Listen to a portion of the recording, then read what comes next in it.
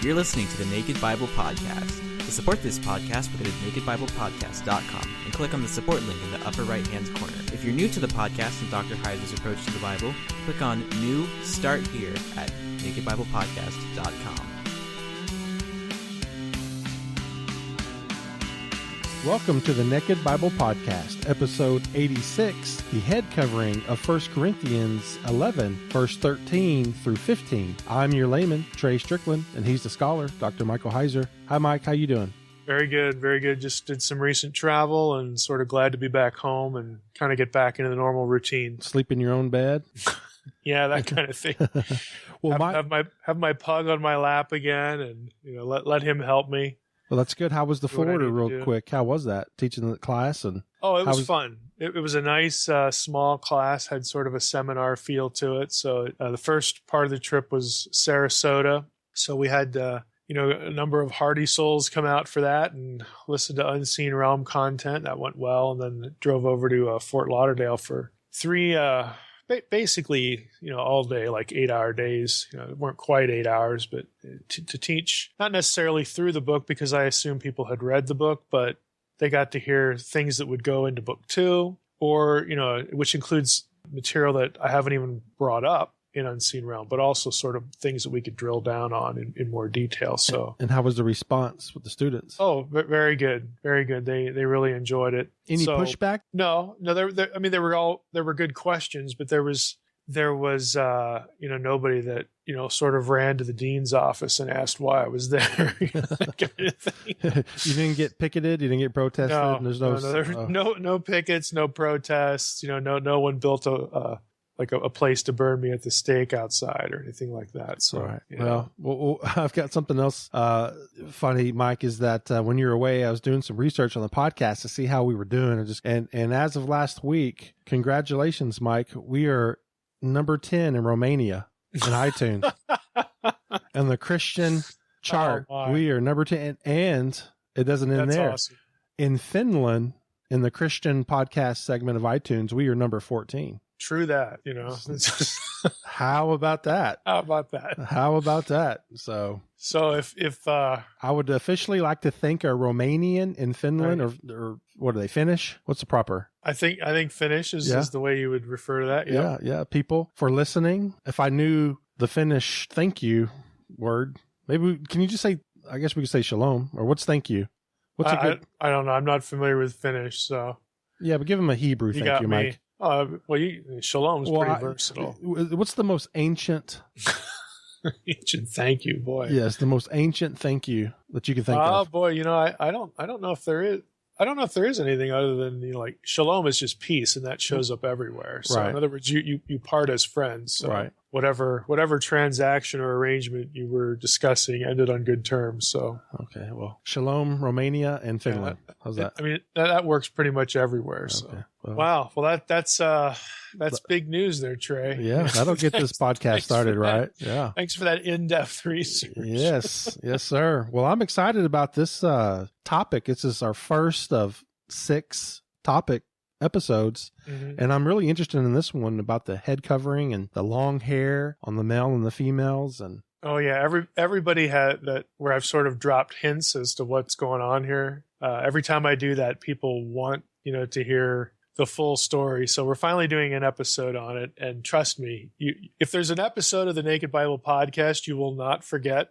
It's going to be this one. Well, that's good, because I let my hair grow out. I have long hair now, so I need to know by the end of this podcast if I need to get a haircut or not. So that's the goal. Well, I'll sort of let you judge. Okay.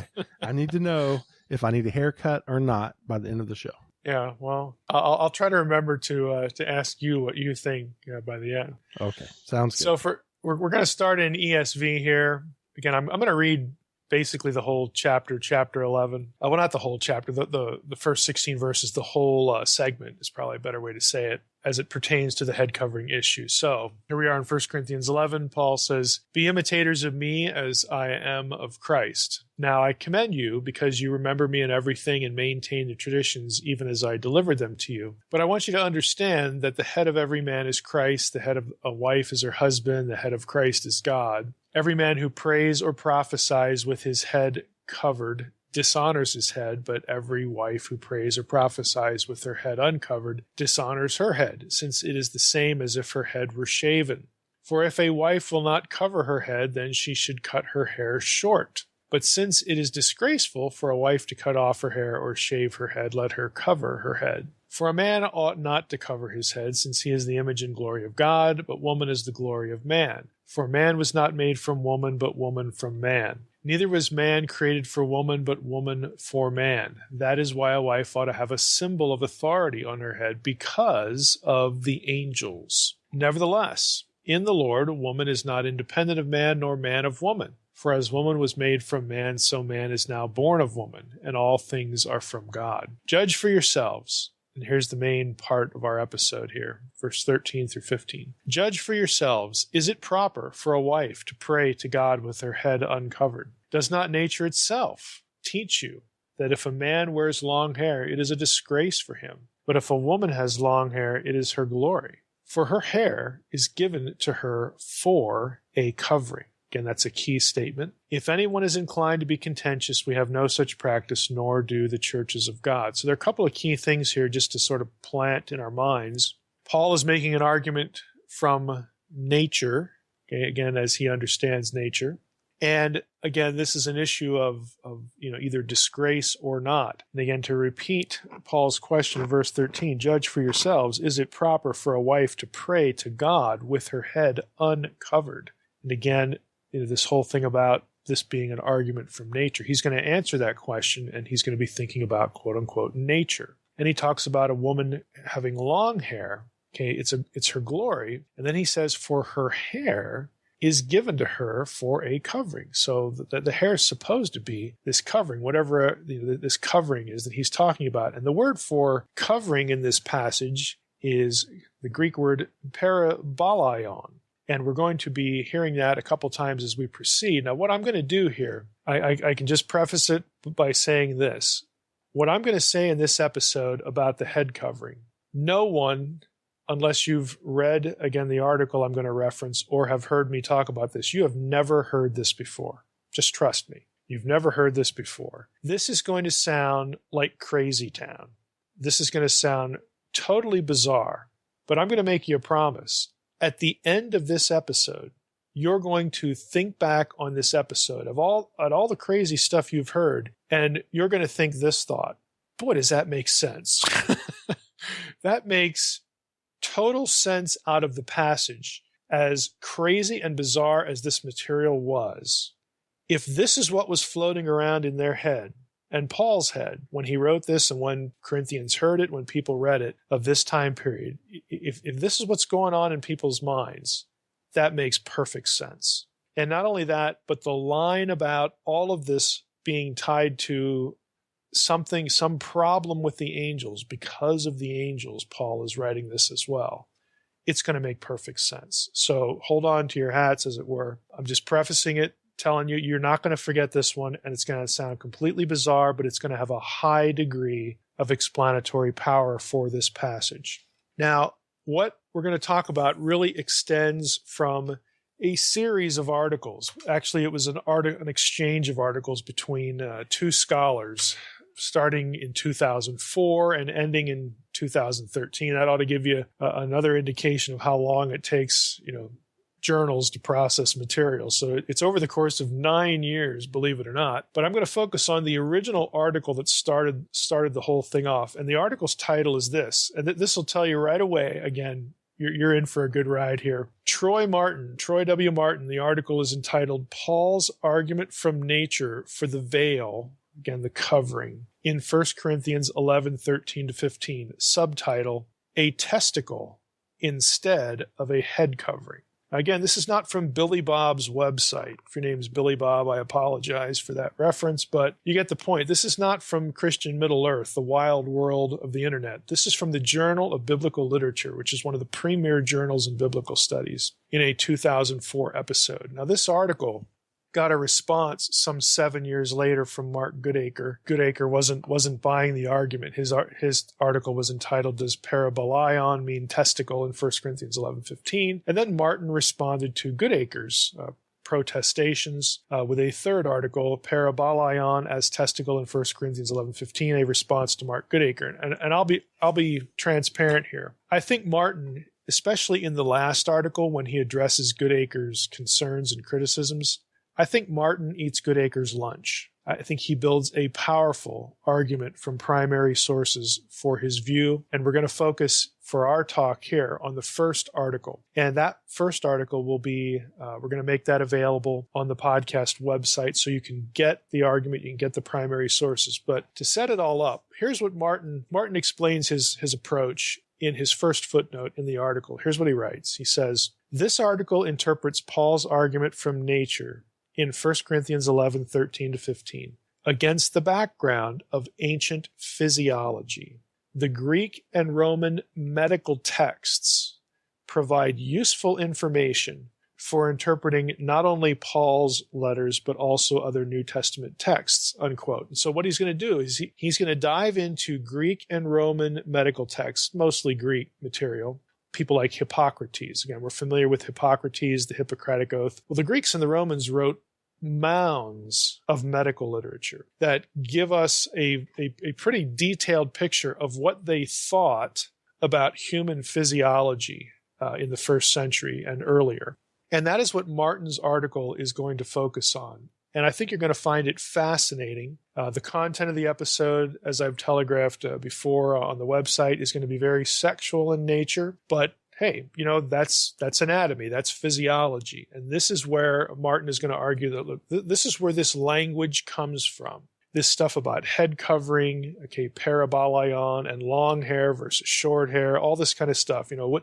Women's hair length, men's hair length, all of this, believe it or not, is tied to ancient Greco-Roman medical, quote, scientific thinking of the day. And again, we're not going to think this way at all, again, because we know more in terms of science. And what you're going to hear is not scientific at all in terms of what we now know. But back in the day, back when Paul was writing, back in the first century, this was the cutting edge science. And Martin's argument is that Paul knows this. He's familiar with this material. He's familiar with this worldview.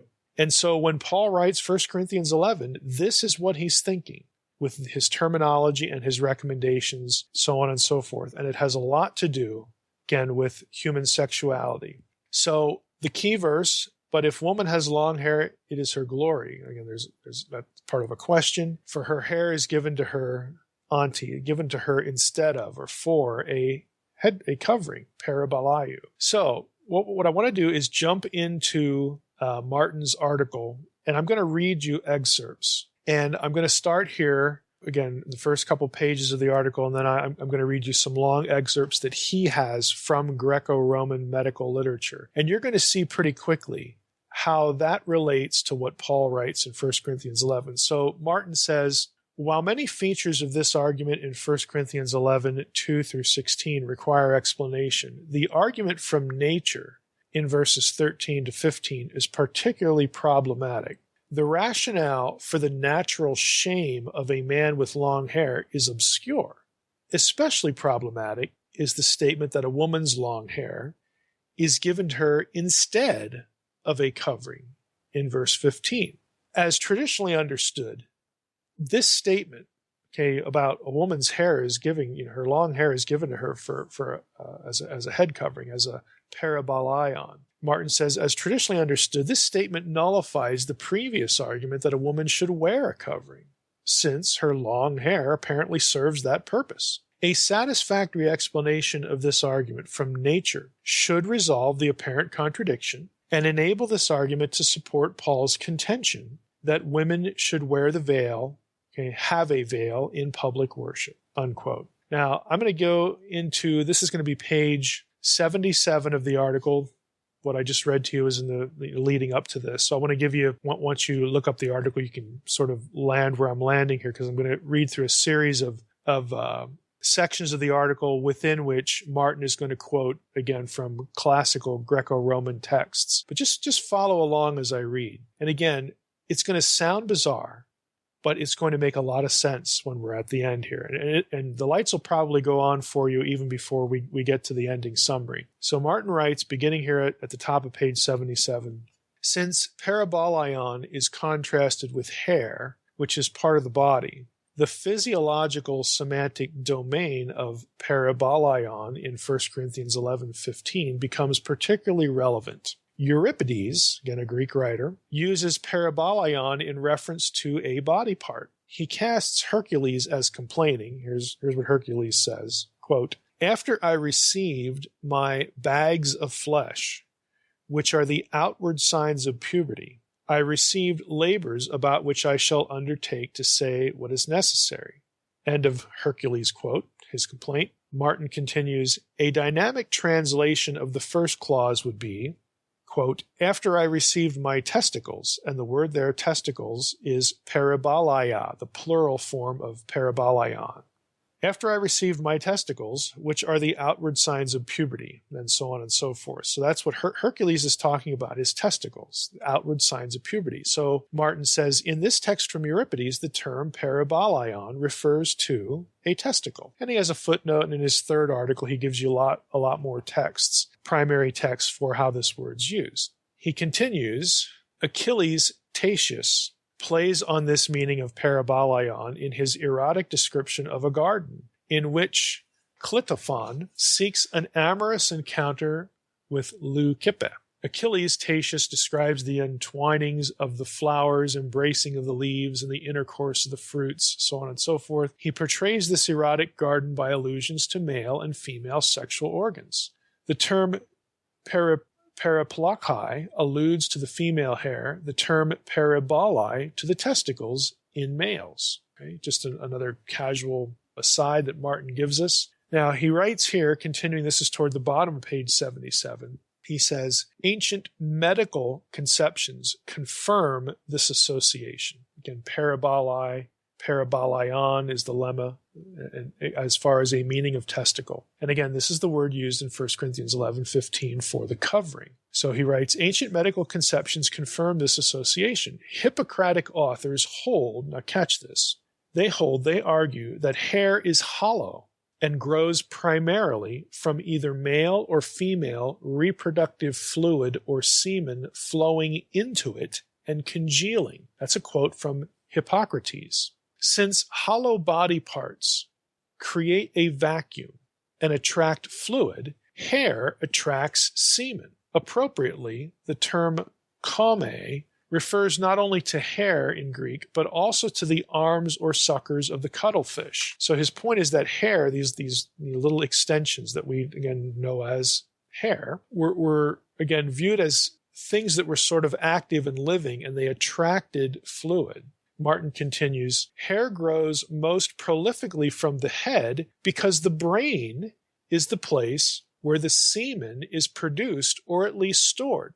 Another quote from Hippocrates. Martin continues, hair grows only on the head of prepubescent humans because semen is stored in the brain and the channels of the body have not yet become large enough for reproductive fluid to travel throughout the body. Again, that's another quote from Hippocrates.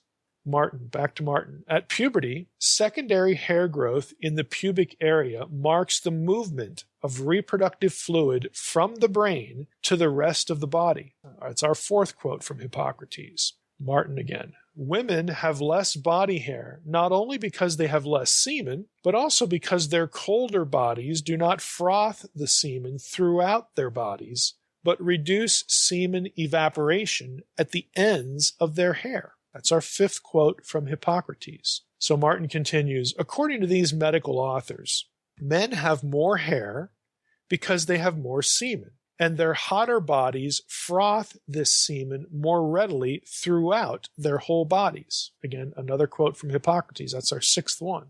The nature, and the Greek word there is phusis. Again, this is a word that occurs in the New Testament, in this passage that we're talking about and others. Martin says, the nature, phusis, of men is to release or eject the semen. During intercourse, semen has to fill all the hollow hairs of the female body on its way from the male brain to the genital area, again, through the man and then, of course, be ejected into the women where it's absorbed, again, by the hair. Thus, therefore, men have hair growth on their face, chest, and stomach. A man with hair on his back reverses the usual position of intercourse. Again, this is, again, from Hippocrates and Aristotle. A man with long hair retains much or all of his semen. Now, catch that, because this is going to harken back to the whole men shouldn't have long hair. Martin says, a man with long hair retains much or all of his semen, and his long, hollow hair draws the semen toward his head area, but away from his genital area where it belongs, where it should be ejected, because that's what men are supposed to do. And that's how we have babies. Therefore, Martin, continuing, says, 1 Corinthians 11:14 correctly states that it is a shame for a man to have long hair, since the male nature, phusis, is to eject rather than to retain semen. In contrast, the nature, phusis, of women is to draw up the semen and congeal it into a fetus. That's another quote from Hippocrates. We all know this name, Hippocrates. This is the father of medicine. This is why doctors take the Hippocratic Oath. This is what Hippocrates believed. All this stuff. Martin, back to him again, he says, a woman's body, again quoting Hippocrates, is simply one huge gland, and the function of glands is to absorb. So, again, I know this sounds, again, like crazy talk, and it is from a modern scientific perspective. It's just sort of absurd, and ridiculous. But this is what they're believing about what goes on inside both the male and the female body, and it's connected with hair. Another paragraph. Now, Hippocrates again also writes that glands and hair fulfill similar bodily functions. Just as glands absorb the excess bodily fluid that flows to them, so also hair collects the excess frothed fluid that rises to the surface. What glands do within the body, catch this, what glands do within the body, hair does on the surface of the body. As one large gland designed to absorb male reproductive fluid, a woman's body is assisted by long, hollow hair that increases the suction power of her hollow uterus. Now that's a quote from Aristotle. Remember Aristotle? Again, he wasn't a moron. Okay, this is Aristotle. Again, to us it sounds totally absurd, and scientifically it is, but this is what they're thinking back in the first century and, of course, earlier. A little bit earlier. So, back to Martin, consequently, another author, Pseudo-Phocylides, appropriately states, long hair is not fit for males, but for voluptuous women. End quote. Again, he says it, again, because of this belief about the function of hair when it comes to reproduction. Now, Martin, and this is going to be toward the bottom of page 79, Martin writes, this conception of hair is part of the female genitalia, explains the favorite Hippocratic test for sterility in women. So Hippocrates had a way to test if women were sterile, if they couldn't have babies. Again, the suspicion is that there's something wrong, with the woman. So Hippocrates had a test for telling if the reason a woman patient came to him, if the reason that she couldn't have kids is if she was sterile or not. So here's his test. A doctor places a scented suppository in a woman's uterus and then examines her mouth the next day to see if he can smell the scent of the suppository. If he smells the scent, he diagnoses her as fertile. If he does not smell the scent, he concludes she is sterile because the channels connecting her uterus to her head are blocked. The suction power of her hair cannot draw up the semen through the appropriate channels inside her body. The male seed is therefore discharged rather than retained, and the woman cannot conceive. Now again, this is absurd when it comes to real science, but this is what they're thinking. This is, again, the medical knowledge of the day. Now I'm going to skip over to page 81, and we read this. Again, Martin writing, this conception of hair probably explains the frequent depilation of women's pubic hair, plucking it out or removing women's pubic hair. This is something they did in antiquity. He writes, although sometimes this was inflicted on male adulterers, depilation of the pubes is common among Greco-Roman women and enhances their attractiveness to males. Plucking, singeing, and applying caustic resins are the means of removing the hair, but singeing is the most effective in enhancing fertility. In Aristophanes, the one character, Praxagora, praises the lamp for singeing the flowering hair. There are vases that depict women engaged in singeing their pubic hair to, again, become more appealing. And this was a common practice. But again, this notion, again, it's primitive science. It's really non-science in many cases by our day. Again, it conceptually, pardon the pun, connects the hair with, again, sexuality and reproductive capacity. Fecundity would be the good word for that. So Martin writes here, in contrast to plucking the hair, singeing seals the opening in the hair and more effectively removes the suction power of the pubes. Thus, depilation of the pubes, and especially depilation by singeing, enhances female fertility by removing the pubic counterforce to the upward draw of the hair on the head. And postmenopausal women cease or should cease depilating the pubes. Again, this is, from another Greek text. Now, finally, Martin writes, this conception of hair explains why prepubescent girls were not required to wear the veil. They were not required to wear the head covering, whereas adult women were. Before puberty, a girl's hair is not a functioning genital and does not differ from a boy's hair.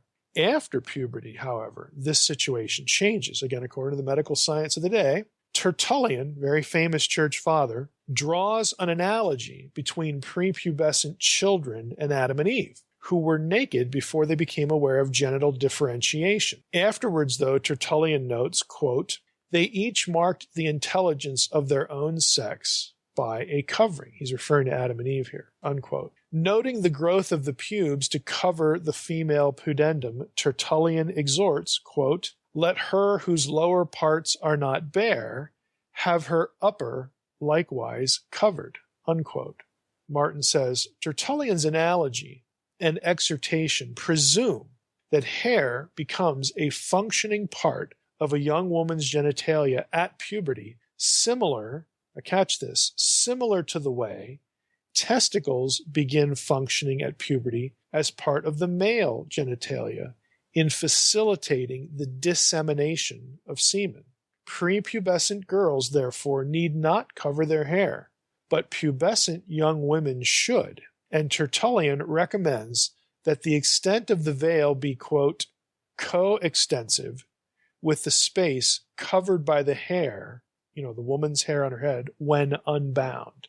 Now, the masculine functional counterpart to long feminine hair, therefore, is the testicle.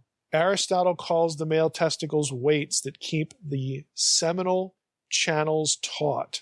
Again, that's a reference there to his medical knowledge. Their function, Martin continues, is to facilitate the drawing of semen downward so it can be ejected. Without them, the seminal channels draw up inside the body, and the male becomes unable to dispense semen into the female. The female is not given such weights. In other words, female doesn't have testicles, but instead develops a hollow uterus and appropriate vessels to draw the semen upward. Therefore, thus, testicles do not develop at puberty for females as they do for males. Instead, long feminine hair assists the uterus in drawing semen upward and inward. Now, I have one more. Let me do two more sections here again, because I think you're getting the point by this time. But I want to add two more things. Martin writes, this ancient physiological conception of hair indicates that Paul's argument from nature in 1 Corinthians 11:13-15 contrasts long hair in women with testicles in men. Paul states that appropriate to her nature, a woman is not given an external testicle, is not given a parabolaion. 1 Corinthians 11:15, but rather she has her hair. This is why Paul says that the hair, a woman's hair is the parabalaion, is the covering. So Martin says, Paul states that long, hollow hair on a woman's head is her glory because it enhances her female phusis, her female nature, which is to draw in and retain semen. Since female hair is part of the female genitalia, catch this, since female hair was thought to be part of the female genitalia, Paul asked the Corinthians to judge for themselves whether it is proper for a woman to display her genitalia, her hair, when praying to God. And of course the answer would be, of course not. This would be lewd. This is why Paul says, of course you should have your hair, which is the quote genitalia, part of the genitalia of women. Of course you would cover that. You would cover your hair in church or when praying to God. I mean, how lewd could you possibly be thinking? So again, it's very natural for Paul to tell the Corinthians, hey, look, if you can't figure this out, if you can't judge for yourselves whether this is proper or not for a woman to leave her hair, her head uncovered, in other words, to display her genitalia when praying, well, then you got a problem. Okay, this should be obvious. Martin writes, informed by the Jewish tradition, which strictly forbids display of genitalia when engaged in God's service. Remember back in our series of Leviticus, we had an episode where it talked about the priest had to wear undergarments when they ascended the altar, again, because you could see underneath their robe. And you didn't display genitalia when you were doing godly things, priestly things is a better way to say it.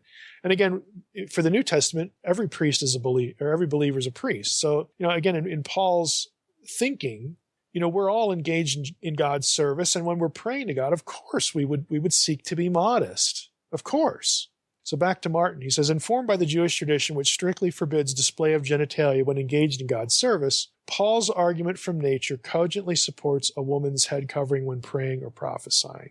Again, he talks about Isaiah 6, where, two of the feet are covered, with the seraphim. And again, in a lot of cases, feet, the word feet, are euphemistically referring to genitals in the Hebrew Bible. We've talked about this before. So again, he just draws up some parallel passages here. The one about approaching the altar and the priest having to wear undergarments is Exodus 20, verse 26. But again, you get the idea. So what Paul, again is commanding here just is sort of obvious, again, to them. One last paragraph. Informed by this tradition, Paul appropriately instructs women in the service of God to cover their hair since it is part of the female genitalia. According to Paul's argument, women may pray or prophesy in public worship along with men, but only when both are decently attired.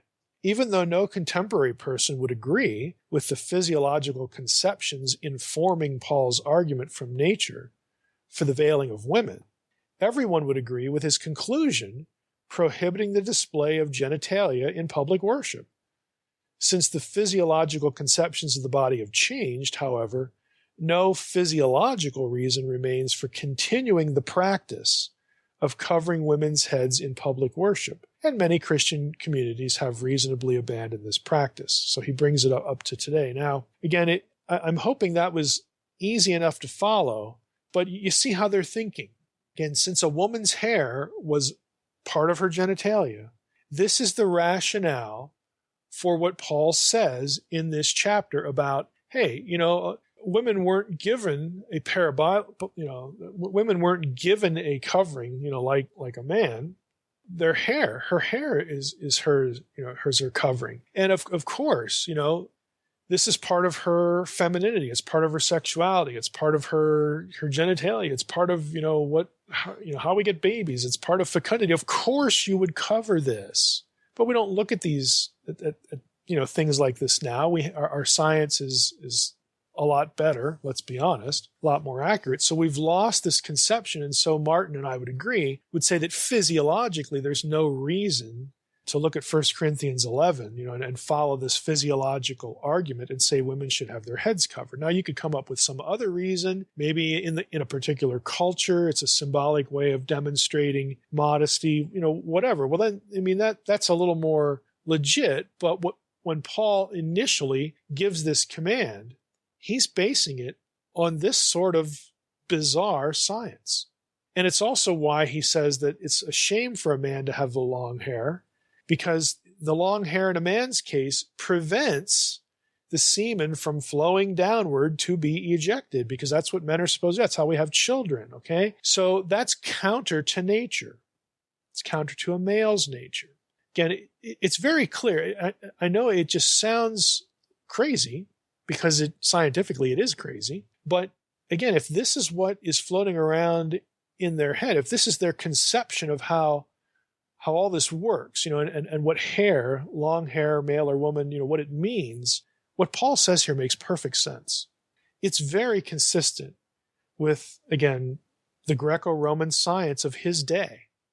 So there's no mystery here if you have the first century person living in your head, which is always my contention with so much of what I do with Unseen Realm and whatnot. This is the kind of topic that I'll cover in a follow-up book, because it's just a great example of how you really can't possibly understand the passage unless you have the first century person living in your head.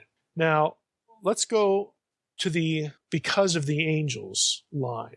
Now, when I first read this article, what got me first, of course, was the title. The word testicle in a journal title and Paul in 1 Corinthians 11. I thought, what in the world is this guy talking about? When I read the article, it's like, holy cow, this just makes so much sense. It has high explanatory power for what's going on here. And I, of course, noticed that he didn't say anything in the article about, hey, what I'm going to be talking to you here, is important because of the angels. So what I did was I sent Troy Martin an email, and I said, hey, I read your article, really enjoyed it, thought it was great, but I have a question.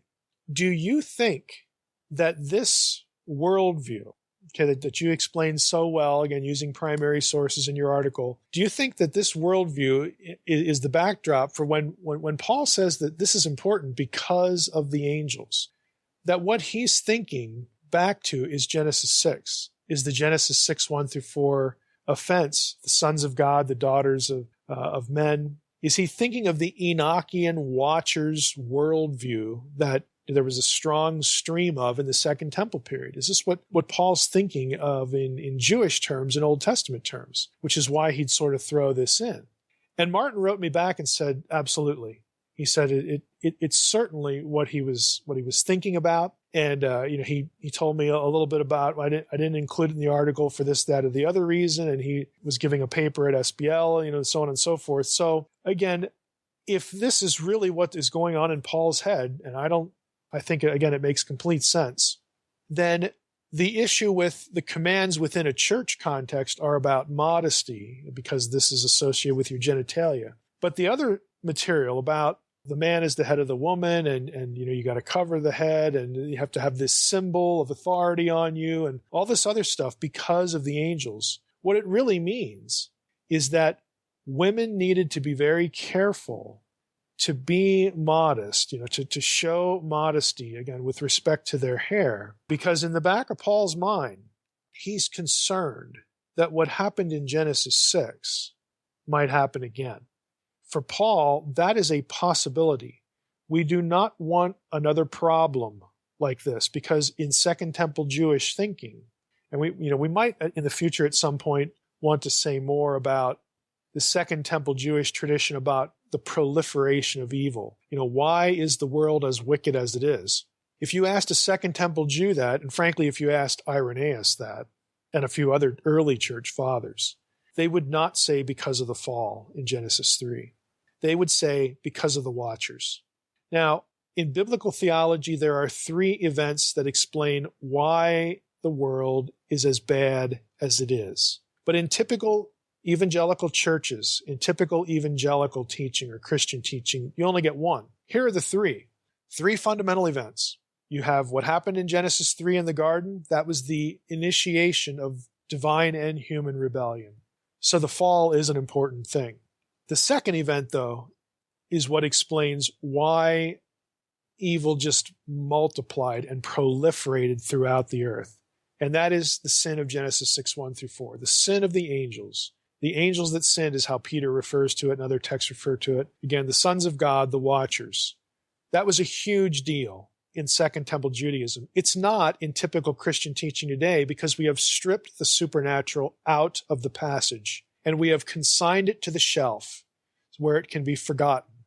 The third critical event that explains why the world is as bad as it is for a biblical person living in the biblical period, was the Tower of Babel incident, Genesis 11 or Deuteronomy 32:8-9, when the nations were disinherited, put under the authority of other lesser gods, Elohim, sons of God, and then they wind up rebelling and seducing God's own people to idolatry. So why is the world the bad place that it is? Because humanity and divine beings decided to rebel back in Genesis 3. Genesis 6 just multiplied the evil because you had multiple sons of God, multiple divine beings transgressing heaven and earth and corrupting people. And then third, because the earth, the nations of the earth, except for God's people, God's place, God's piece of turf, the cosmic geography concept, because all of that is under dominion of hostile, wicked gods, powers of darkness. That is why the world is the way it is. But we don't get that in church. We don't get that really anywhere, except for what I'm trying to do here and what the sources that I refer listeners and readers to. It's all out there in the scholarly literature. This is a no-brainer in terms of the scholarly literature. It just never filters down to the pew. Scholarship never makes its way inside the walls of a church. So, this is what we have. And when Paul, again, in 1 Corinthians 11, it's very evident that Paul has Genesis 6, the Enochic idea, floating around inside of his head. And because of what he believes about what the hair of a woman, what all that means, his advice to her is, okay, when we do spiritual service, we of course want to be modest, but then, we also have a problem here with, again, making sure that we're in the right relationship, not only to our, to husbands and wives and all this stuff, but we need to show it. We need to have this symbol of modesty and submission and authority, whatever you want to call it. We need to not be lewd for another reason, and that is because of the angels. We know that bad things happen, like this in the past. And so for Paul, he was concerned. And so he judges it necessary to take care of this issue. Again, the issue of sexuality, but oddly enough for us, bizarrely enough for us, it is connected in his mind to this whole hair/head covering issue. Now, I'm going to post a second article that Troy Martin recommended to me in addition to his own work, dealing with the because of the angels phrase. And that article was written by Lauren Stuckenbrook.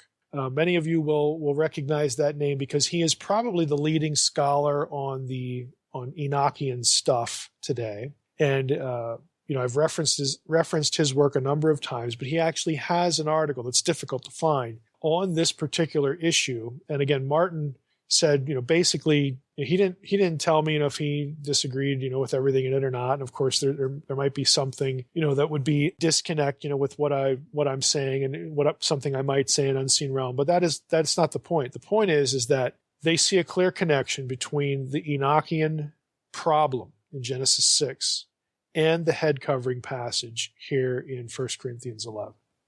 Mike, there are so many jokes in Troy Martin's article title. That's a rock star article. That's awesome. It is a rock star article. It's one of those articles. And, I didn't even list this as a topic for the pod. We should do this as a topic for the podcast. But a couple of years ago at SBL, when I heard, I went to hear, I'm trying to remember his first name. The last name's Stewart, Tyler Stewart. When I went to hear his article, and let me just get the specific title of the article up. And people who are listening to this, again, they're going to think, well, boy, that's maybe we shouldn't even, read that article over the podcast. This is a Christian podcast here. We need to rename the unseen realm to like angels, testicles, something. I don't know. We need to change that. Yeah, let's not go there. But Tyler Stewart's paper catches the title here, and I know I've put this on the blog before, but the title of his paper was "Fallen Angels, Bastard Spirits, and the Birth of God's Son." Subtitle is "An Enochic Etiology of Evil." Etiology just means origin. An Enochic etiology of evil in Galatians 3:19 through 4:11. And this is the article where Stewart, again, there's this phrase in Galatians that says the law was added, quote, because of transgressions. Well, Stewart asks the very obvious question, just whose transgressions are we talking about here? Because we reflexively assume it refers to the Israelites or maybe even us, people reading Galatians 3, and Stewart's like, well, what if he's talking about the sin of the watchers? How does that re-inform not only our reading of Galatians 3 and 4, but also how does it answer some very well-known problems that scholars have had in these two chapters? When I went to hear that article at SBL, it was another one of these rock star articles, in this case a paper that I don't know what you're going to say. That's what I'm thinking at the beginning, but the title's so intriguing, I just have to come. And then when I heard it, it's like, man, that is just awesome. It's just, and he goes through a whole stream of Second Temple Jewish tradition that would have read Paul, again, and of course he's suggesting that Paul was thinking this, that would have read what Paul says in Galatians 3 and 4 through an entirely different backstory that really makes good sense of a number of odd things in these chapters. So maybe we'll do that at some point for a topic too, go through that article. But you're right. I mean, Martin's article is just one of those kinds of things where you read it and it's like, why did it take so long to figure this out? And the answer is, well, people just haven't sort of thought. And Martin, I think in his article, he alludes to something in his background, or I think maybe this is his area of focus, Greek medical texts or something in dissertation or whatever. But that's why he came across it. He comes across the term, he knows where it's used, and it's like, hey, I wonder, if this isn't what Paul is thinking. And then he dives into it, and it's like, boy, it just makes a lot of sense. And how was his article received? Well, I've heard, other people interact with it, positively. Obviously, Goodacre, and Goodacre's a good guy. He's not, hard-nosed about it. He tries to argue that I think it was a little too bizarre for Mark. I mean, if you read his article, he tries to steer the discussion in a different direction. And I don't know. I've never asked Mark. It'd probably be a good question to ask him, but I don't know how open he is to. I don't know if that's the right word, because I can't really speak for Troy Martin either, but I don't know how open or maybe even aware he is of the whole Enochian tradition. If he is aware of it, maybe he just doesn't want to go there in 1 Corinthians 11. I don't know. So I don't want to speak for Mark Goodacre, but he tries to steer it to an alternative, meaning. Yeah. Then Martin replied to Goodacre's article, and I think just ate his lunch.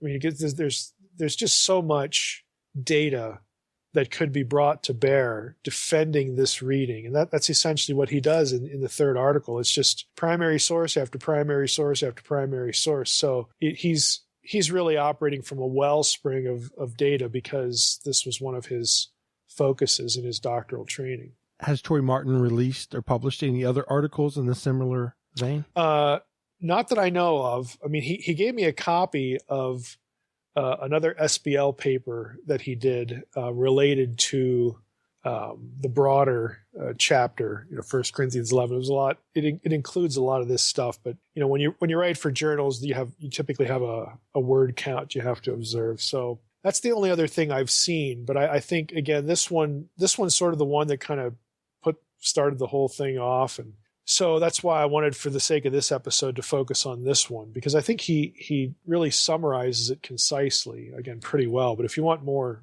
data, you can certainly find it in his other, at least his one other article. And there's lots of good stuff in the footnotes of the article. For instance, one of it states that the cutting the vein behind each ear renders a man impotent. Yeah. And, all kinds of stuff like that.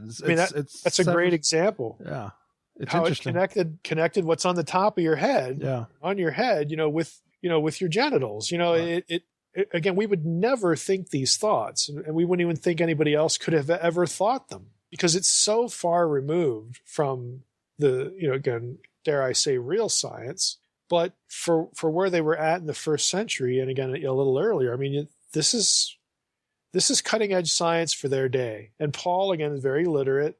We know Paul was a scholar. He's trained in all sorts of texts and all that. I mean, and plus, this is the kind of thing, because it's so close to home. Why can't I have babies? How does this work? Why can't my wife get pregnant? I mean, people are going to hear about this from the medical doctors of their day, because they are reading Hippocrates and Aristotle and some of these other, authors. So this is the kind of knowledge that would have been widely circulated, whether a person was literate and well-read or any of that.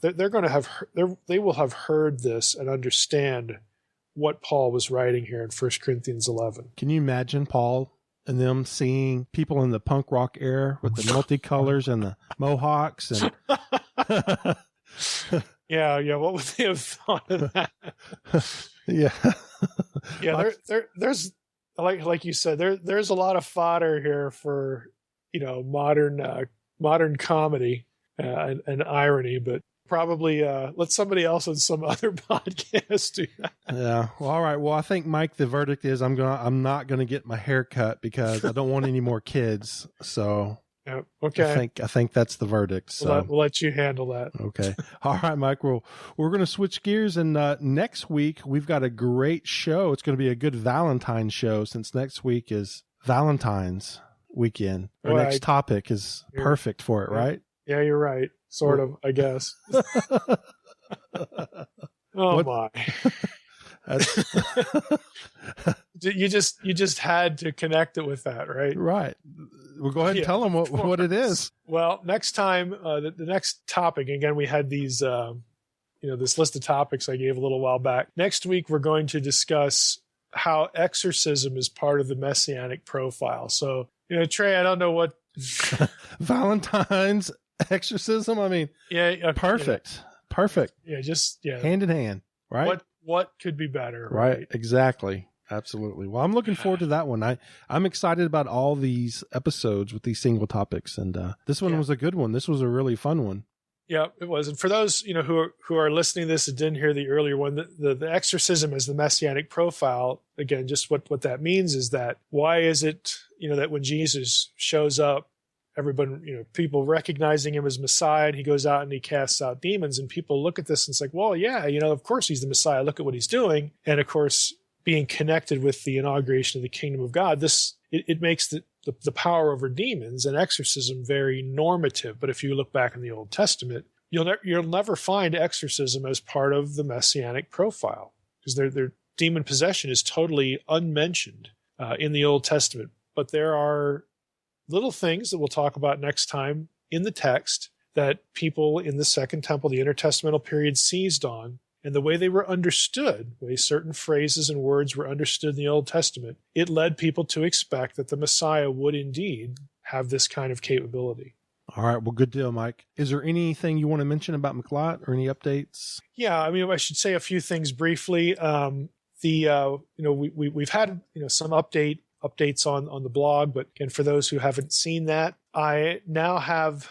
Again, the way I put it on the blog was you're probably surprised that I even have a YouTube channel. I do have a YouTube channel, but I have almost 600 videos up on the thing, and they're all private because that's how I administer videos through Memra for the ancient language classes. But I went ahead and created 3 other channels, one for each blog: Naked Bible material, Paleo Bible material, UFO religions material. And so those are now populated with some videos, and eventually the Missouri videos will become part of that. So we're beginning to post some things up there. We're still working on website design, searching, branding changes that are going to include Miklot, the nonprofit.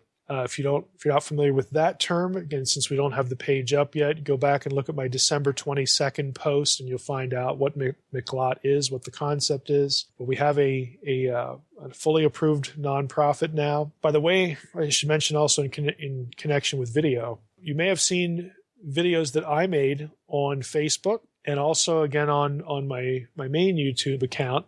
I had a little series that I made, Top 10 List of Myths About Bible Study. That was to market my 60-second scholar books. If you haven't seen those, you can search for them on YouTube. They're all 2 or 3 minutes, that sort of thing, and a few other things marketing Unseen Realm. But I posted those because I want people to know that, hey, this YouTube studio that I now have in my garage, I'm actually using it. So we're going to be doing longer things, more content-oriented things in the future, but it's up and running. I have also, again, to make some decisions about writing projects.